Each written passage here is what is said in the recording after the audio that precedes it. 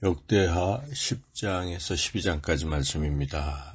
역대하 10장에서 12장까지는 솔로몬의 아들 르호보암에 관련된 말씀입니다. 르호보암은 솔로몬이 죽고 나서 처음에 이제 큰 어려움을 겪게 되었는데요. 그것은 이 백성들이 그동안 솔로몬 왕이 부과했던 그 멍에 고역 이걸 좀 경감해 달라고 탄원을 했을 때 르호보암이 이 판단을 해야 되는데 잘못된 판단을 하게 됩니다. 그래서 이제 일단 르호보암은 이런 상황에서 하나님께 기도를 드려야 되는데 그렇게 하지 않고 사람에게 조언을 구합니다. 그래서 솔로몬 왕을 모셨던 원로 또 자신과 함께 자랐던 젊은 신하들 양쪽에게 조언을 구하지요. 원로들은 백성들의 요구를 들어주라고 하였지만 젊은 신하들은 솔로몬 때보다 더 가혹하게 그렇게 고역을 주고 또 멍에를 줘라 이렇게 충고를 합니다. 르호보암은 이 선택의 기로에 섰을 때 젊은 신하들의 말을 듣게 되어서 그래서 결국 그 일로 인해서 북이스라엘 지파 백성들이 르호보암을 따르지 않고 여로보암을 세워서 왕으로 세워서 결국 남과 북이 갈라지는 이런 비극을 맞이하게 되지요. 이 비극을 맞이하게 된 이후에 르호보암이 책임이 크다 할 수 있는데 물론 원래 근본적으로는 솔로몬의 죄 때문이죠.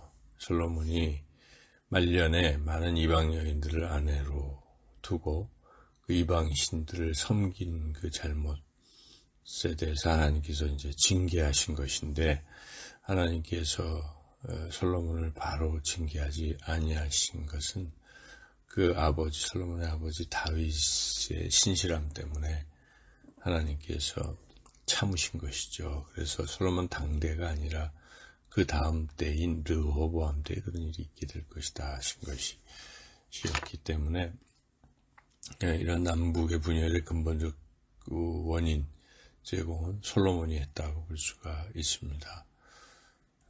그뿐만 아니라 르호보암에게도 죄가 있었는데 그것은 이런 상황에서 하나님께 여쭤봐야 되는데 기도해야 되는데 기도하지 않고 사람의 말을 들었기 때문에 그렇다는 것이죠. 또 한 가지는 르호보암이 백성을 정말 불쌍히 여기는 마음이 없었기 때문에 그렇습니다. 백성을 더 압제하라는 말, 백성들의 그 부탁을 들어주라는 말의 선택에서 만약 르호보암이 백성을 불쌍히 여기는 마음이 있었다면 그는 올바른 결정을 할 수 있었을 것입니다. 그런 마음이 없어서 결국 그랬다는 것이죠. 또 한 가지는 르호보암이 이 좋은 친구들을 사귀어야 되는데 어릴 때부터 그렇지 못한 친구들, 백성을 억압하라고 하는 친구들을 사귀었기 때문에 그런 결과가 빚어졌다. 그래서 우리 인생에서 비극을 맞이하지 아니하려면 늘 이 선택의 기로에 설 때 항상 먼저 하나님께 기도로 여쭤보아야 할 것입니다.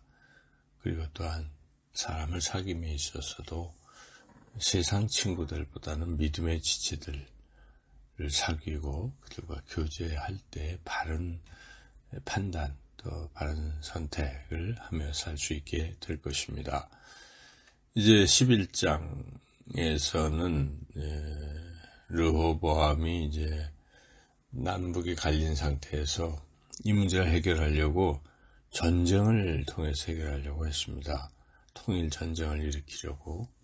하지만 하나님께서는 동족 상잔의 그 비극을 막기 위해서 하나님의 사람 스마야를 보내셔서 그 전쟁을 막으시죠. 이때 르호보암이 그래도 하나님 말씀 듣고 그 말씀에 순종해서 전쟁을 하지 않았습니다. 그 후에 하나님이 르호보암을 축복하셔서 그 유다 땅을 방비할 수 있는 여러 성읍들을 건축하게 하시고 또 군수물자 등을 비축할 수 있도록 그렇게 인도해 주셨습니다. 그래서 하나님 말씀에 순종할 때 하나님께서 그러한 또 축복을 하신다는 걸 깨닫죠.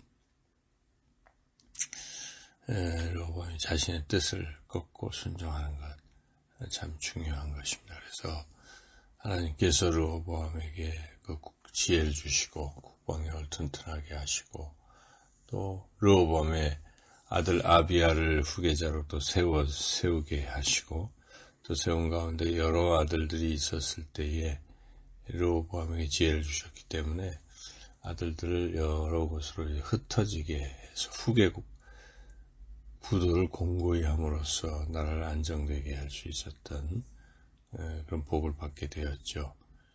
그리고 또 북이스라엘에 있던 레위 지파 사람들이 남쪽으로 내려올 수 있도록 그렇게 또 이끌어 주셔서 그들이 르호보암을 도와서 나라를 강성하게 해주셨다는 것이죠. 그래서 하나님 말씀에 순종하는 것, 자기 뜻을 꺾고 하나님 말씀에 순종하는 것은 참으로 중요합니다.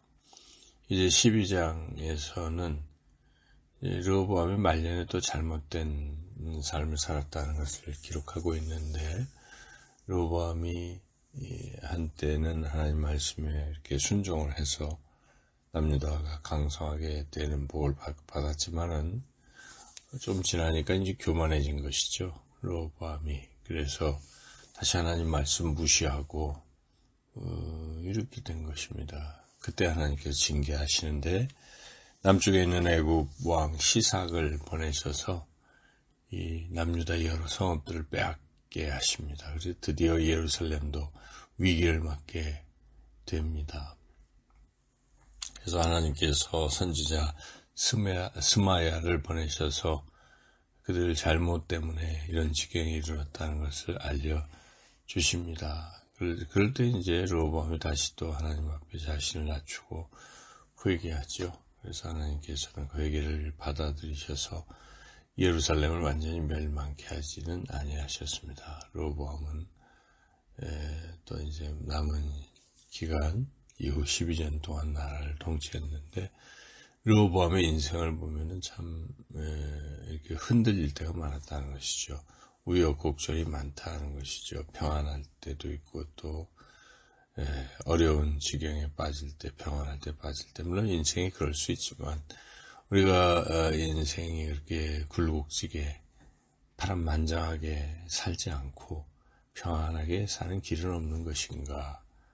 그것은 르호보암을 반면교사로 삼을 때 가능할 수 있습니다. 그러니까 항상 흔들리지 않는 믿음이 중요하죠. 굳건한 믿음으로 살면 그렇게 인생의 우여곡절을 많이 겪지 않을 수 있다는 것입니다. 그래서 항상 굳건한 믿음을 가져야 되는데 그렇게 하기 위해서는 두 가지가 필요합니다. 기도하는 것이죠. 끊임없이 하나님의 뜻을 구하고 하나님의 도우심을 구하고 그렇게 살아갈 때 하나님은 함께 하셔서 형통케 하실 것입니다. 두 번째는 르호보암이 이렇게 교만해져서 결국 또 어려움을 겪었던 것을 생각할 때 항상 겸손한 마음을 품는 것이 좋습니다.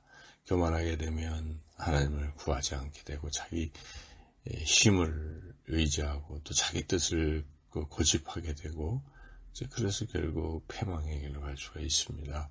오직 기도, 겸손함으로 굳건한 믿음에 서서 늘 기복 없이 항상 형통한 삶을 살아가시는 저와 여러분이 되시기를 주님의 이름으로 축원합니다.